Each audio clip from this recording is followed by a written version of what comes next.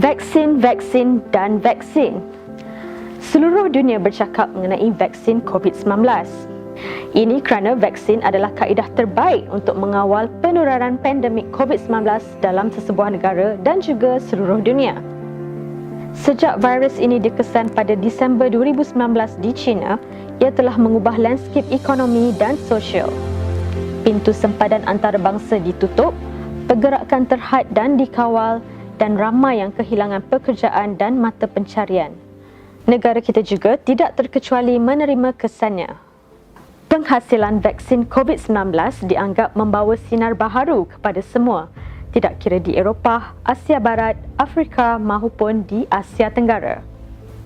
Program imunisasi telah berjalan di seluruh dunia, antaranya UK, Amerika Syarikat, UAE, Arab Saudi, China, India, Jordan, Bahrain, Singapura, Indonesia, Brazil dan Thailand.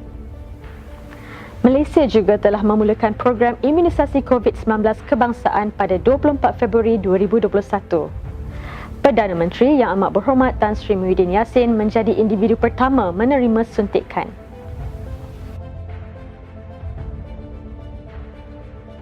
Program imunisasi COVID-19 kebangsaan ini dilaksanakan dalam 3 fasa, iaitu fasa pertama melibatkan petugas barisan hadapan dengan sasaran 500,000 individu dan berakhir pada April 2021. Fasa kedua, warga emas berumur 60 tahun ke atas, pesakit kronik dan OKU dengan sasaran 9.4 juta orang bermula April hingga Ogos 2021. Fasa ketiga, orang ramai berumur 18 tahun ke atas yang sihat dengan sasaran 13.7 juta atau lebih bermula Mei hingga Februari 2022. Program vaksinasi terbesar pernah dilaksanakan di negara ini mensasarkan 80% populasi di negara ini divaksin.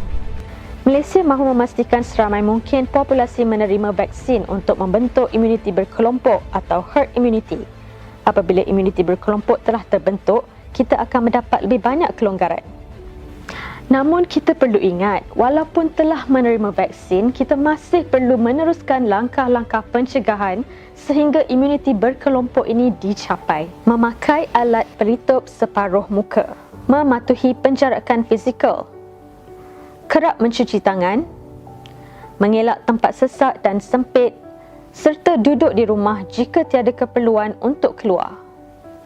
Untuk mencapai imuniti berkelompok ini, KKM perlu membuat sekurang-kurangnya 126,000 suntikan sehari untuk fasa 3, iaitu fasa paling ramai dan paling penting untuk membentuk imuniti berkelompok.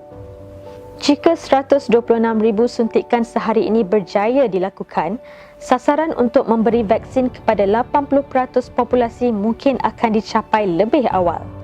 Walaupun fasa 3 hanya akan bermula pada Mei 2021, orang ramai dinasihatkan supaya mendaftar lebih awal.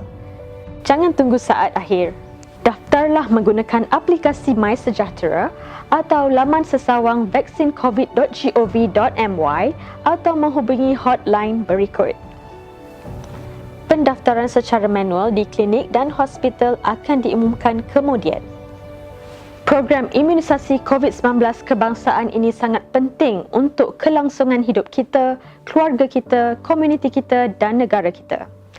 Vaksin COVID-19, lindung diri, lindung semua.